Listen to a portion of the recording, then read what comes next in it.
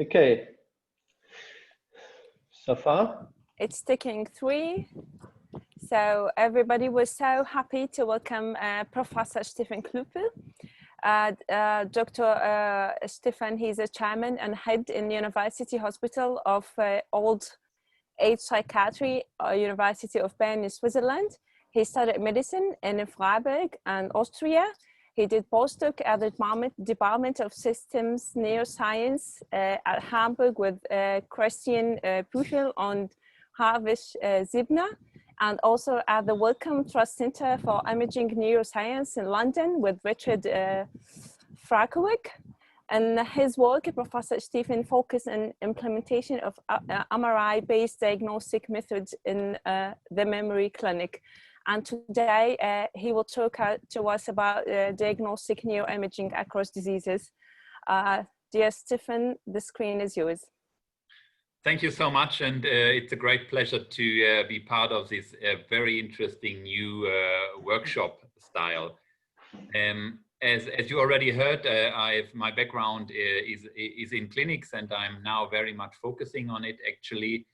But I would like to use this opportunity for you to give you some insights, particularly what is required for the clinic, because I'm guessing many of you will know much more about neuroscience methods than I do now.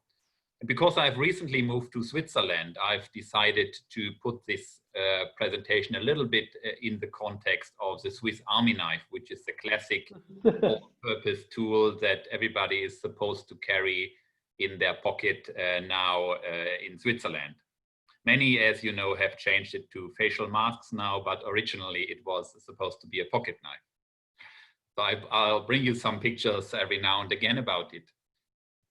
So what do I want to talk about? So the first thing is really clinical needs, and this is also what I obviously carry very much about. So here in our department, we have a memory clinic where we are implementing some of the automated diagnostic methods that I'll be talking about now. And I'll also want to share a few thoughts on the remaining challenges we have, because when I started these methods, and this is more than 10 years ago now, there was a lot of excitement that they will change everything, and it started very enthusiastically, and the progress has been slow in more recent years, I would have thought, but I'm very happy to discuss that with you at the end of my presentation. So starting with the clinical needs.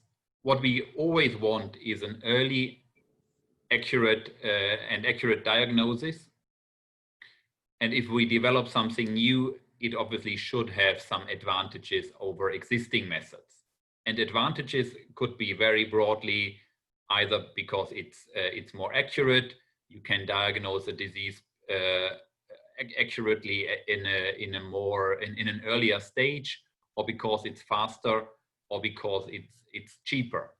These things matters a lot, especially time is money now in the hospital, because the workload, particularly to do the administrative work, is very substantial. And I'm phrasing this here semi-humoristically by saying the doctors need to focus on admin rather than clinical diagnostics.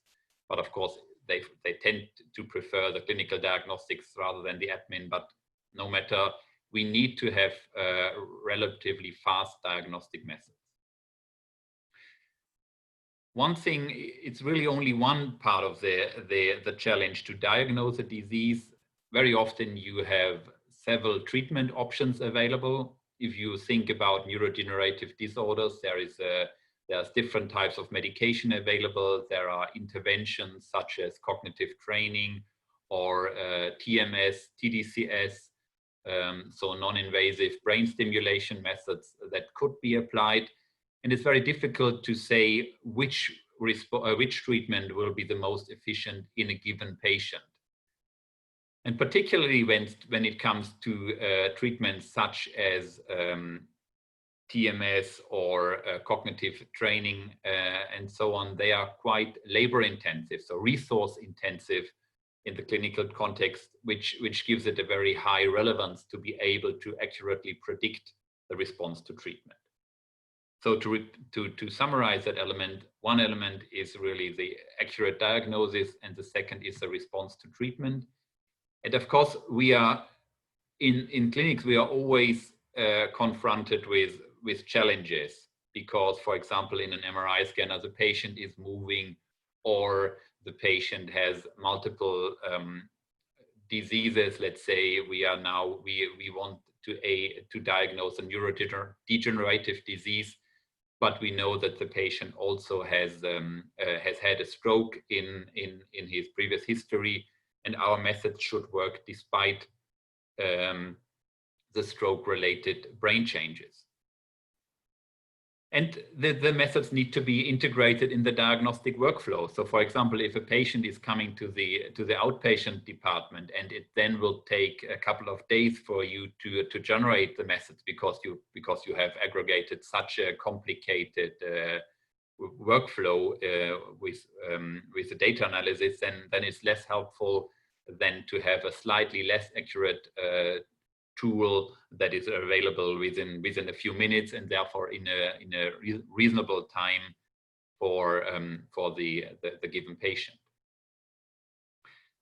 I would also like to differentiate a little bit about the elements of the diagnostic procedure, because at a very broad level, you can say we want to diagnose a disease. But looking at it more specifically, you can either say we just want to detect normality and then say, well, this is not normal, and leave it to other methods to say what specifically the disease is. So that would be very much like, is this a normal brain, yes or no? But if it's not normal, then you would need more advanced methods to say specifically what disease it is. And thinking about machine learning in that context, that would greatly facilitate the tasks, because you would only need a very large database of normal brains and then define normality rather than defining each possible disease. Because in reality, it's very difficult to represent each possible disease that you can face in a training data set. And if we want to communicate the results of a diagnostic tool with the patient, it makes sense to have some level of diagnostic confidence. Not to say, well, this is Alzheimer's disease or it's disease XY, but it is this disease with a certain probability. That would help with the communication, but also to make it more believable to the clinician, because we all know that a disease cannot always be diagnosed with certainty, but there's a certain level of ambivalence and possible alternative diagnosis and so on. And I very much like to communicate these results, thinking about it as positive or negative predictive values, because they have advantages over sensitivity and specificity, in the sense that they also take the prevalence of the condition in the represented population into consideration. Just to illustrate that, it makes a huge difference if some diagnostic tool comes back with the information it's Alzheimer's disease, if you apply it in the memory clinic rather than if you apply it to the general population, because the initial prevalence is so different that that means that you find a positive case in a general population, it's quite possible that it's a false positive, whereas you find it in a memory clinic, it's far more likely that it's a true case, and this is quite well represented with the PPV and NPV values. The question is also, like in our initial studies, we had diagnostic accuracies of, let's say, 90%. Is it Alzheimer's disease or controls? I'll briefly mention these studies later on again. but the question is always, what do we need? How good does it have to be clinically useful? And that question is a difficult one, and in part it depends on the consequences. So if you are thinking about a classical screening test, it wouldn't matter if a screening test is positive, but it wouldn't matter very much if a screening test is positive, but then a next level test would clarify that the disease is actually not present. Whereas if your test already would lead to consequences, be it a communication to the patient or be it an invasive treatment, then of course you need far higher diagnostic accuracies. And I think that's particularly is particularly relevant also in the context of dementia. If you think about the huge impact that informing somebody about a potential diagnosis of dementia has, because these diagnoses are very highly stigmatized, and so it's very important that we are sensible when we communicate them.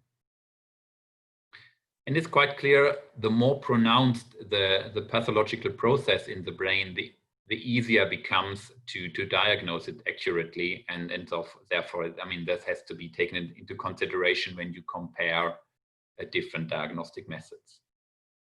So to give you an overview about the general idea of the implementations we have been researching in several years ago, but which we are now applying. It is that there are diagnostic centers, let's say university memory clinics, where a high level of diagnostic certainty is achieved through combining multiple diagnostic methods, for example, a post-mortem diagnosis, or MRI scans, histology, all that sort of thing, and that this information would lead to a trained diagnostic method. And of course, it doesn't really matter which type of method is implemented. Is it a convolutional neural network, or is it a support vector machine? Back then, we focused on the support vector machine, and I quite like it as a method because it can be understood quite intuitively. So that's an important factor if you seek to communicate with clinicians about these methods, because we need to have a certain level of understanding what the methods people are talking about.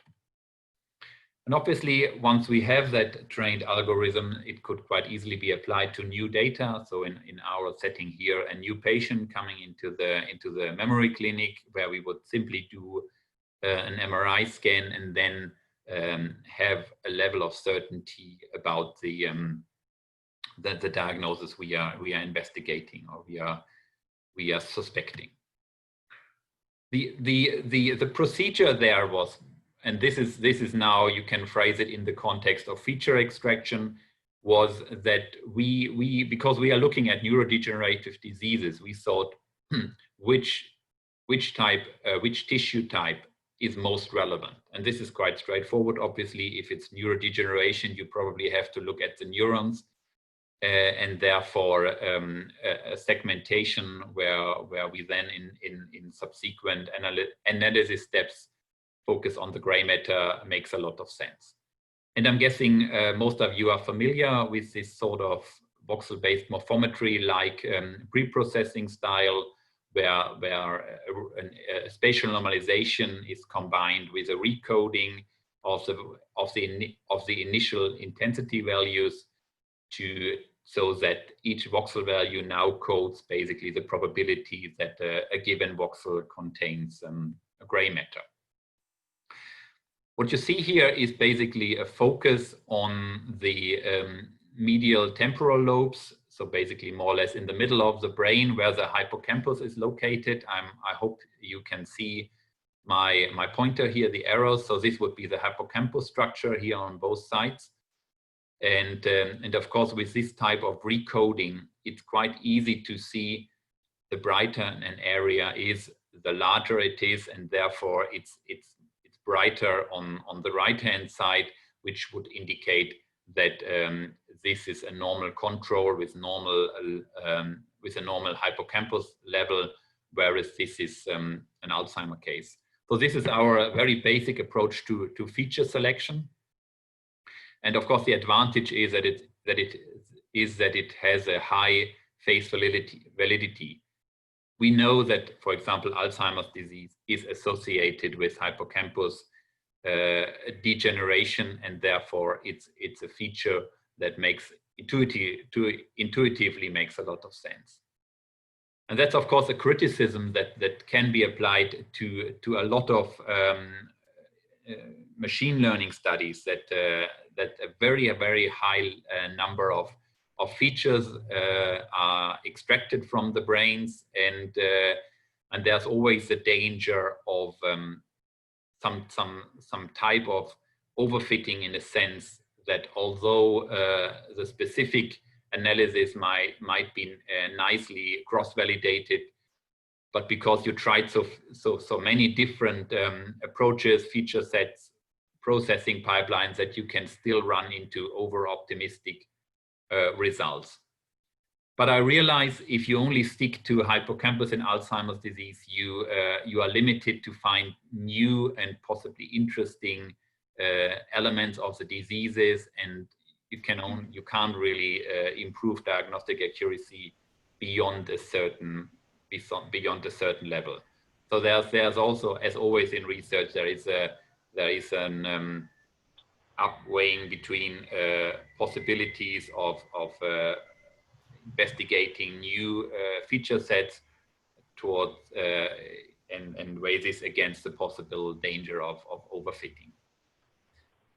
So for those of you who are unfamiliar with the support vector machine, which I'm hoping only a few won't have heard about it. So the idea is basically that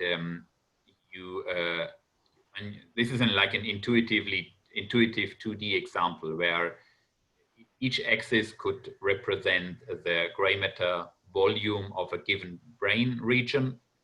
Let's say here we have the volume or a voxel in the right hippocampus, and here it would be in the left hippocampus. And of course, this would be a typical Alzheimer's disease case with low volumes in both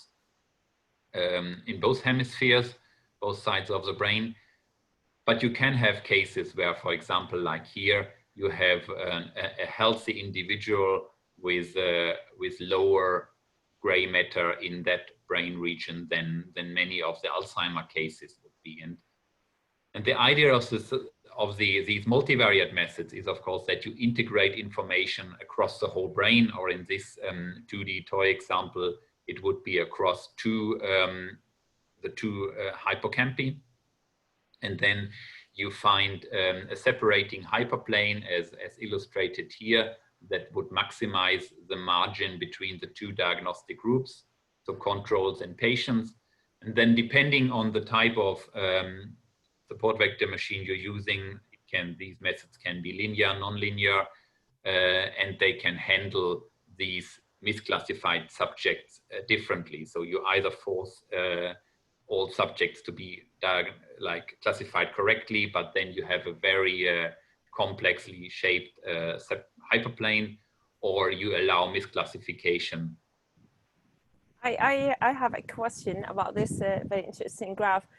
Do you think, although it's maybe a bit out of the graph context, but do you think that healthy subjects who is falling or being misclassified by our algorithm are more highly tend to get Alzheimer? Maybe they have a higher chance to get it. Yeah. Do you think so? Or? Definitely. I mean, definitely. There's a lot of gray area. You know, I'm just coming back from from our memory clinic case conference, and you know, it goes both ways. We had like 2 cases today where it was a very clear Alzheimer's disease, like clinically, and if you look at the neuropsychology, but their brain scans were absolutely normal. So it's you know, this is with all these methods, they come with a lot of uncertainty, and if you think about your specific question, I mean, you can imagine that for example, it's in the context of compensation. You can say somebody is able to compensate a lot of brain damage if, for example, you have had many years in education and so on. So in that sense, it's good that you are taking this course now. So it increases your cognitive abilities to compensate. But so that's a very relevant question, because it also deals with the important question: how good is my gold standard? And every now and again, you find that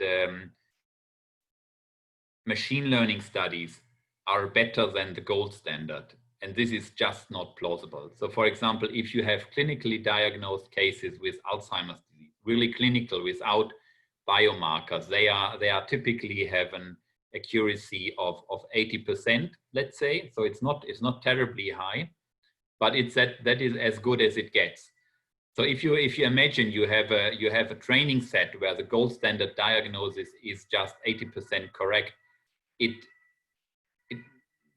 questions will arise if you manage to diagnose this uncertain diagnosis. I mean, if your classification accuracy is then 100%, because it's just can't be, it's not possible that, because there's no reality, the gold standard, that your classification accuracy is higher than the gold standard. So as I would say, this is always an indication for an overfitting, and that happened in many of the early machine learning studies, because back then these biomarkers that you have, like the amyloid and so on, they were not as widely available as they are now.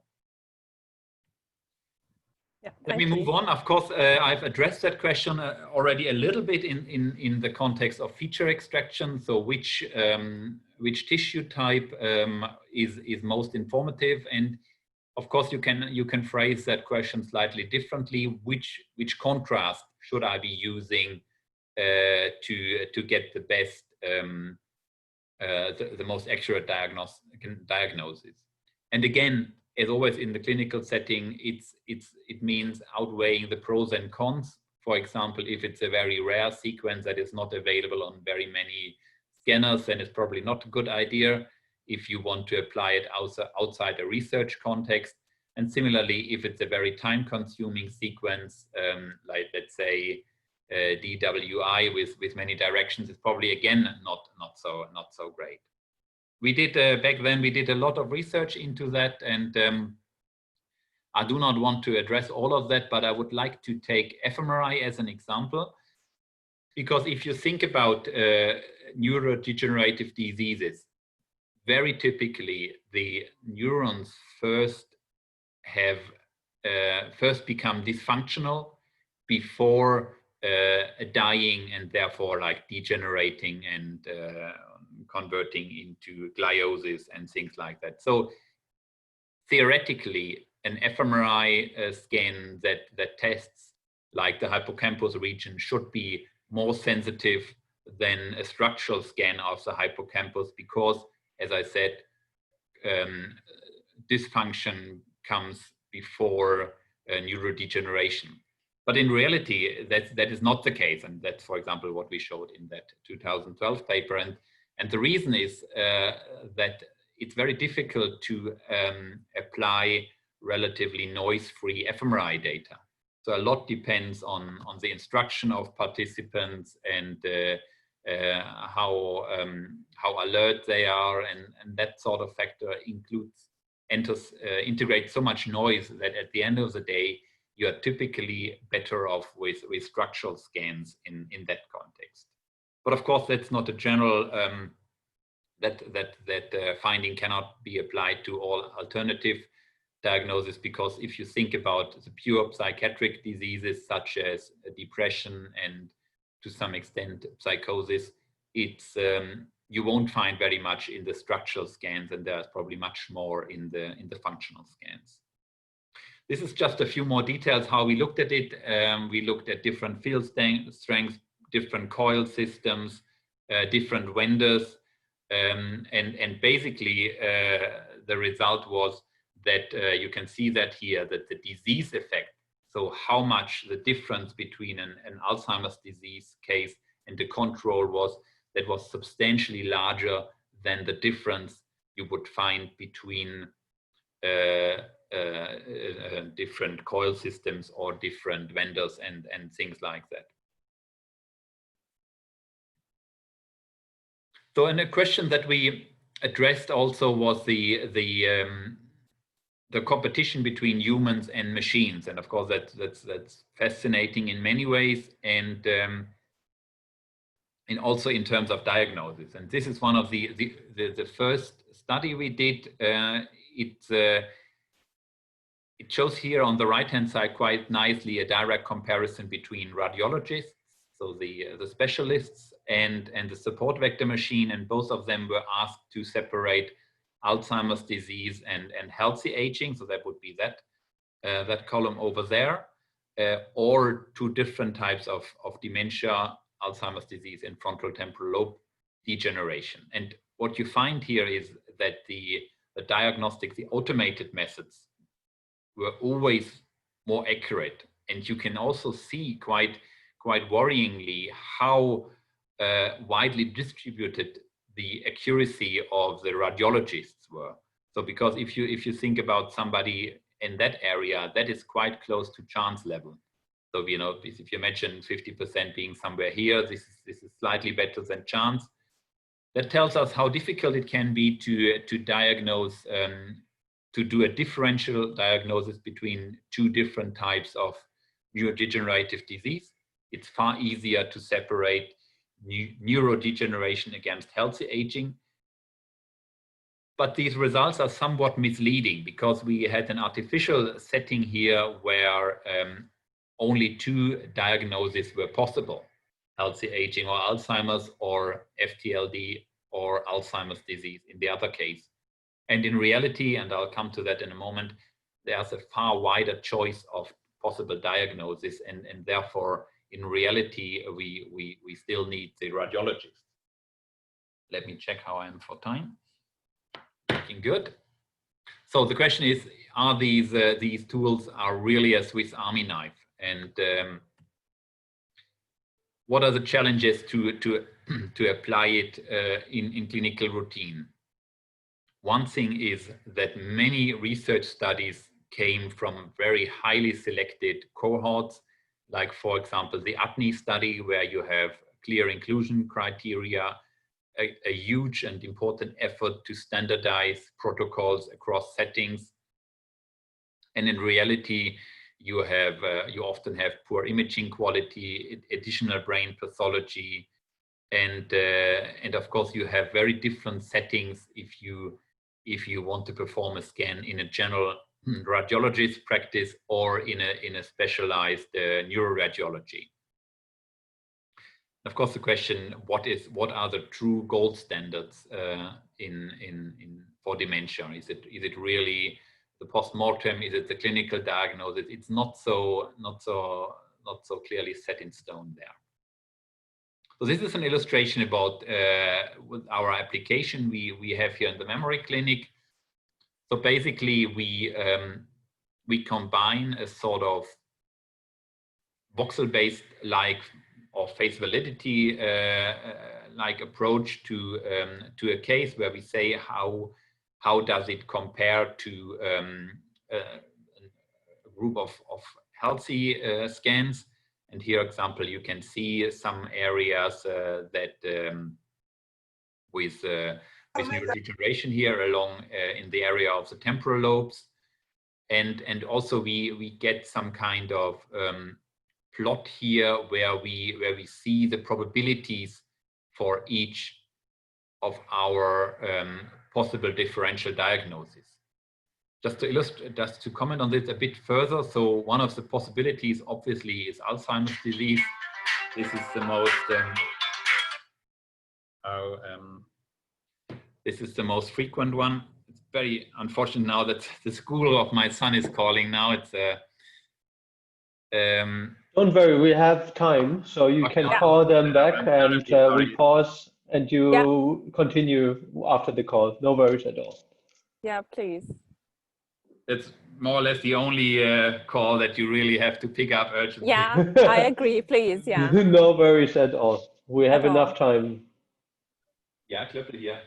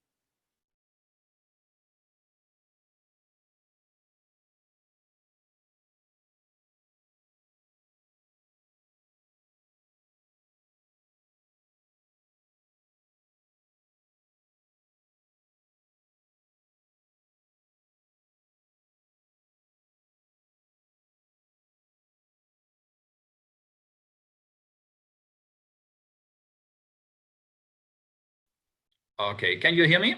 Yeah, great. Okay, well, it's all sorted. I'm sorry about that. It's like it was good. I called back. So what I wanted to talk about here in this slide is really an application about to show you this kind of diagrams a little bit further. Let me go back one slide. I can't for some reason. Here is an actual study we did, and the idea was to see how good a classification performs when you have a wide choice of possible diagnoses. And again, this is similar to what I showed you on the previous picture. It's frontotemporal lobe dementia, Alzheimer's disease, and here we quantified white matter hyperintensities, and that is an indicator of high blood pressure, for example. It also contributes to cognitive impairment. And the interesting thing is if you look here, of course, this is an indication of the Aminorok curve. This indicates the classification accuracy, and ideally you want one that is just like this one.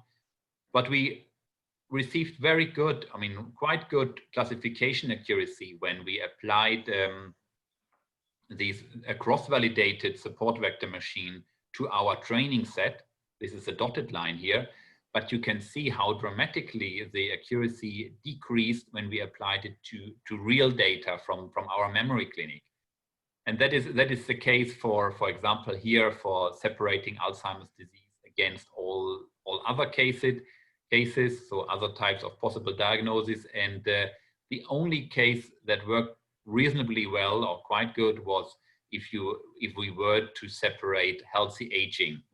So that seems to be quite robust. And I mentioned that earlier, that is similar to the experience neuroradiologists make. Identifying normal is just easier than separating different kinds of disease from one another. For some reason, I can't move the slides anymore. Well, can you help? Yeah. So we can, I can, no, you maybe. It's working now. I don't know what happened. I'm sorry. So what remains to be done? In my view, and I said that at the beginning,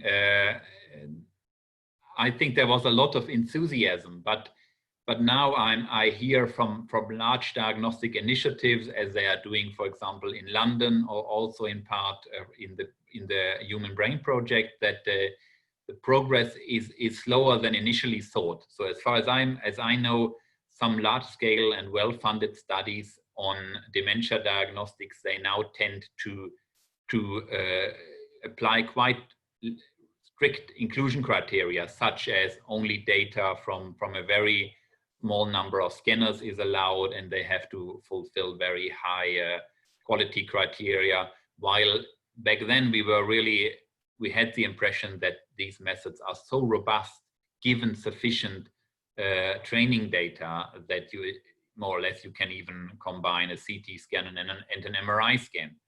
But this hasn't turned out to be true. One thing, and we discussed it before my talk during the break a little bit is it's still very challenging to distribute routine data across centers, and one element is data protection in the pure sense, but there's also some kind of protectionism. So it means not everybody is willing to share their crown jewels, more or less. And I was involved in the Human Brain Project a few years ago, where our effort was essentially to aggregate routine data from the hospitals. So the idea was to have 5 hospitals across Europe that would contribute data, and it was very, very difficult. And essentially, we failed to do that at that stage because there were technical problems,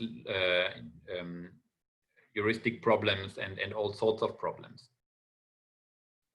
And where do we have to go next? I mean, we have to really continue to develop diagnostic algorithms that are sufficiently robust against imaging noise, but we do have to face the fact that the reality is complex. And thereby, I mean that if you look at post-mortem studies, you find that most cases that are clinically diagnosed with Alzheimer's disease have a high number of other brain pathologies at the same time. So they have changes that would normally be associated with Parkinson's disease, for example. They also have brain changes that come from high blood pressure over these years. I mean, that makes a lot of sense if you think about somebody being 80 or older. But many of these diagnostic methods do not try to incorporate this range of pathologies that you have in the same individual. And of course, we need to keep that idea of probability in mind, and therefore continue developing probabilistic multi-class tools. And I can recommend this book, actually, which I recently read. It claims to be to present a skeptical view on these methods, but as far as I understood, their main concern was mainly the second one I have here on my list, that we need more data to achieve the goals we were aiming for. And with that, I would like to close this talk, and I would be very happy to discuss with you and answer questions. Thank you very much. Thank you. Thank you so much. Such a promising field to work on. There's really a lot to do and a lot to improve. And yeah, the more we are open, the more we have we share data, the more we have open access, the more that we're gonna facilitate what we hope to achieve in using machine intelligence across diagnosis. Is there any question for Professor Stefan? Johannes Achten has a question. Yes, hello. Thank you for the fascinating talk. I have a question about, or going back to your slide where you talk about which contrasts to use. Have you tried to combine different contrasts together? So, you know, using information from T1 based imaging and T2, for example, because I think there it's really the machine learning algorithm would have a great advantage because it's easier for them to integrate this different information. Yeah, I think that's a very good question, and it's indeed the case. I mean, several studies have demonstrated that if you're integrating information from different contrasts and possibly even other modalities such as PET imaging, you typically increase the accuracy. What I'd like to add to that is that, of course, this comes with a downside in a sense that it takes more time, more resources. So, I mean, I quite like the idea of saying, well, what is the setting I am in? How high has my accuracy got to be? How many resources do I want to invest?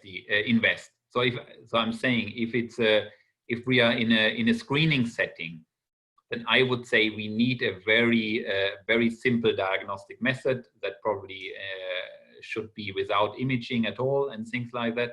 but the more we want to have the best possible, the most accurate diagnosis, the more I'm with you saying we need to integrate different contrast modalities and so on. Thanks.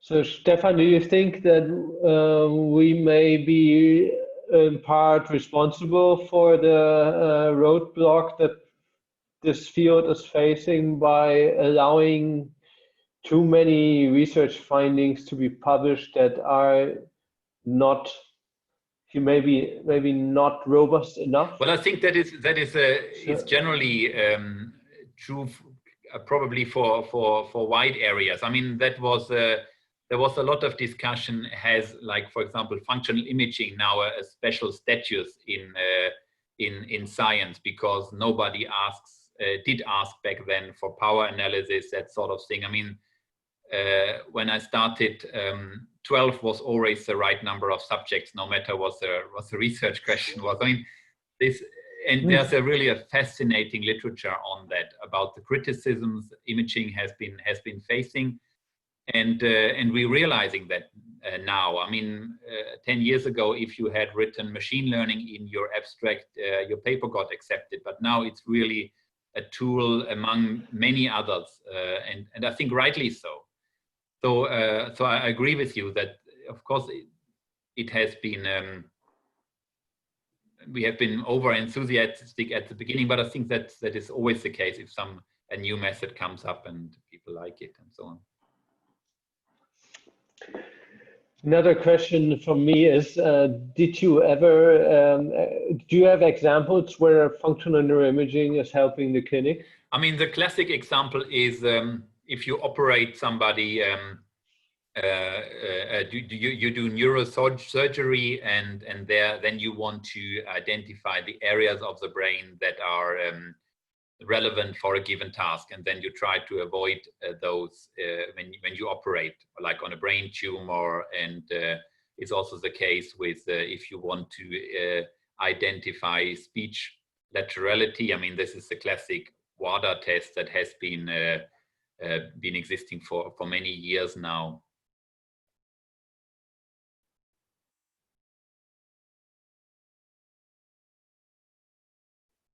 I think now you are muted. Ah, sorry. So Christopher has raised his hand. Yep. I think that was a highly interesting talk.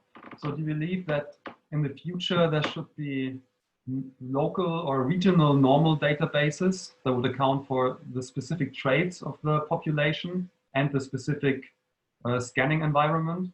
Or is the way forward more to go to centralized big normal databases?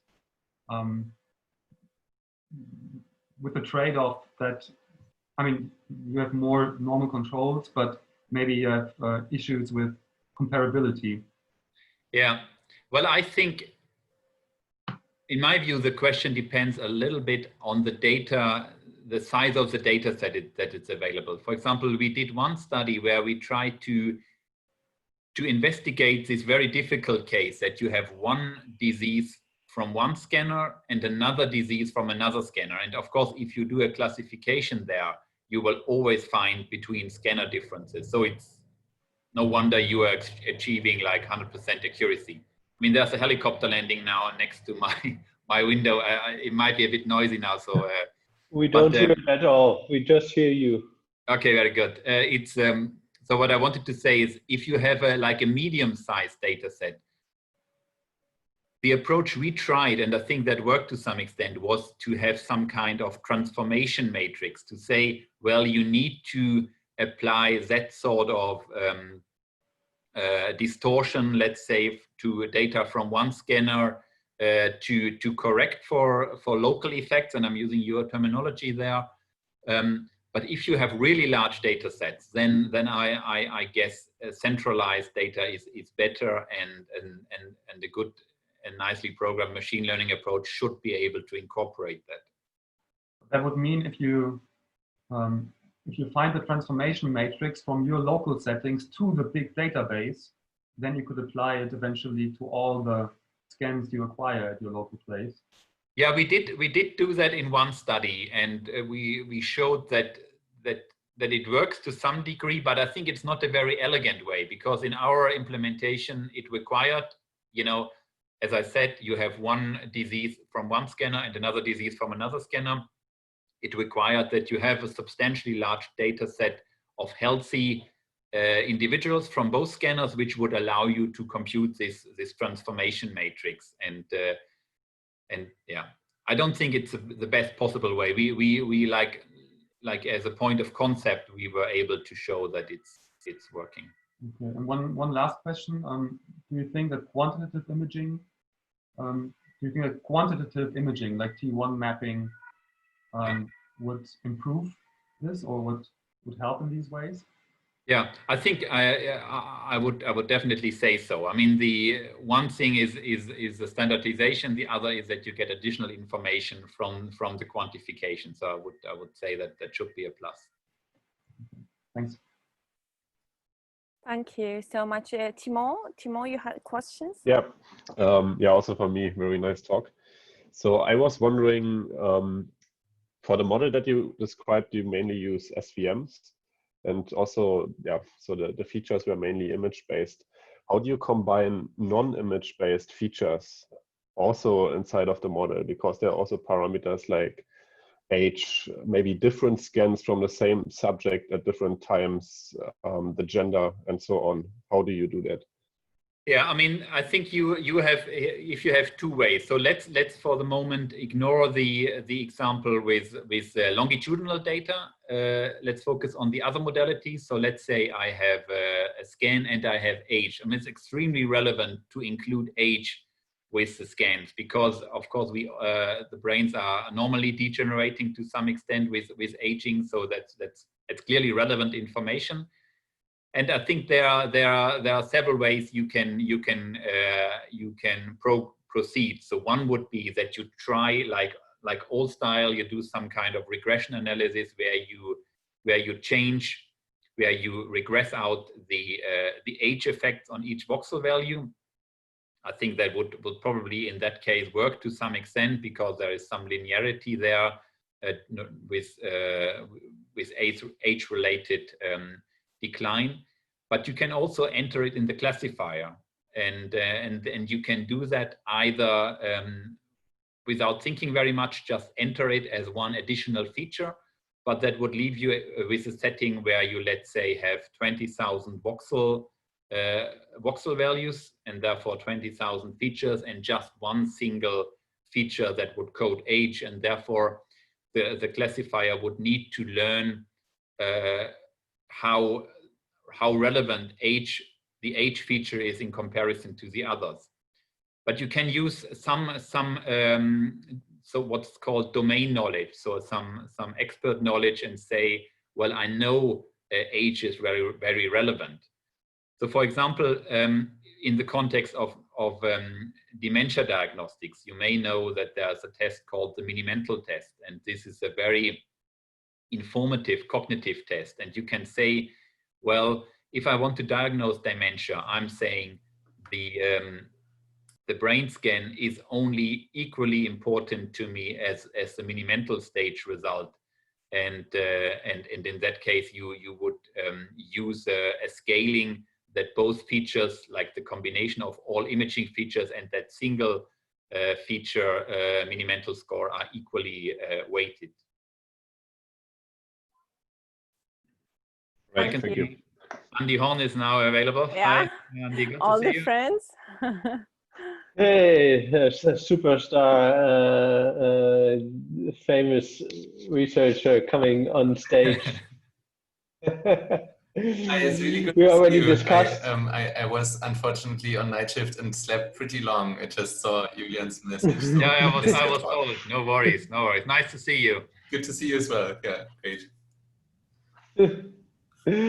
Yeah, so we already discussed your connection, which is, I think, a nice thing to have, because I learned all my neuroimaging skills from Andy, and apparently Andy has learned also a lot from Stefan. And so we were just discussing like how we can make use of diagnostic neuroimaging advances in the clinic. And I think we are a little bit pessimistic in terms of what is currently being used and how, for example, functional MRI can help diagnosing, how machine learning can help diagnosing. So what do you think? What can help us in the future? Me? Yeah, of course.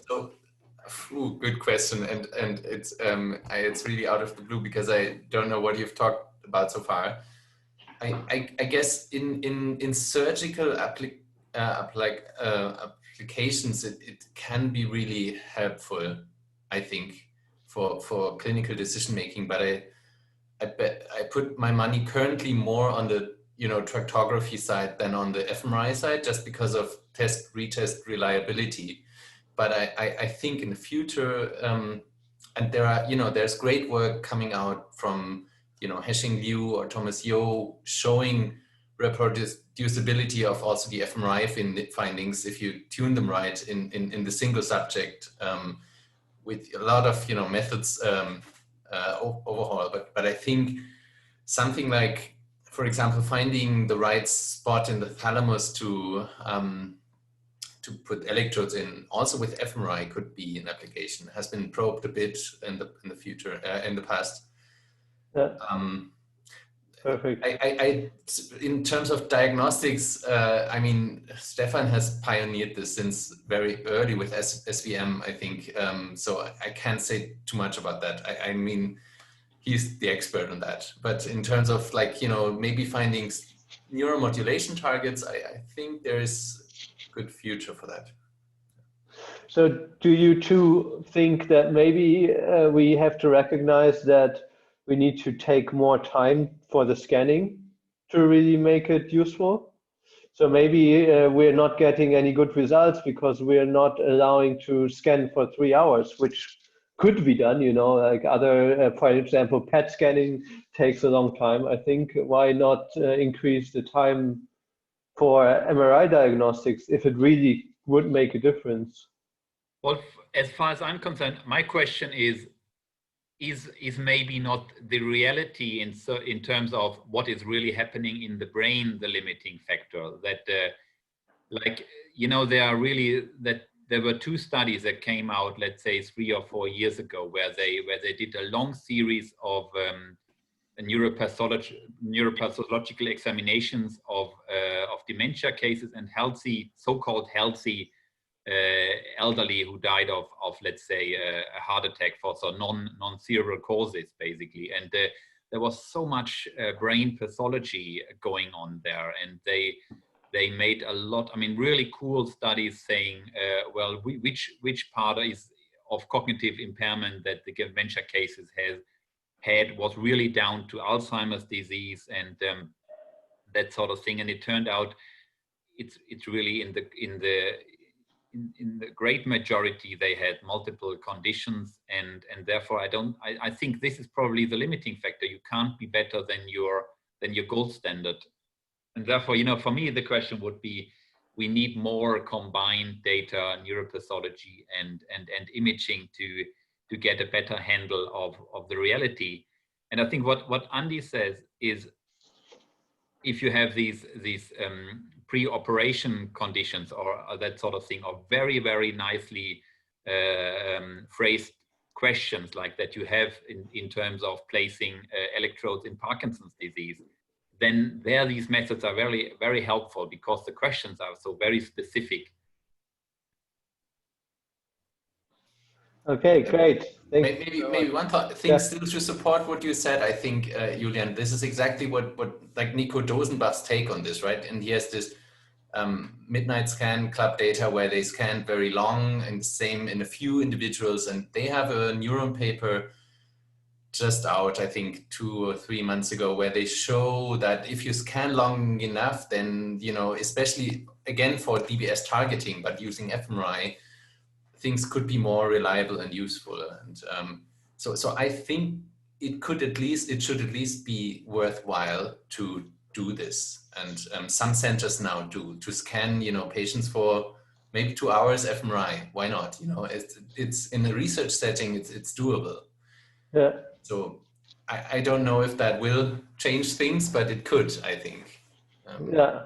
But I totally also agree with Stefan's point that the gold standard defines how well you can perform, and we would need semantics in the AI to be better than the gold standard at some point. Yeah. Okay, thank you so much. Also, thank you, Andy, for showing up. We have been, your name has been said through the last 2 days at least 30 times already. So it's nice to give the people a face.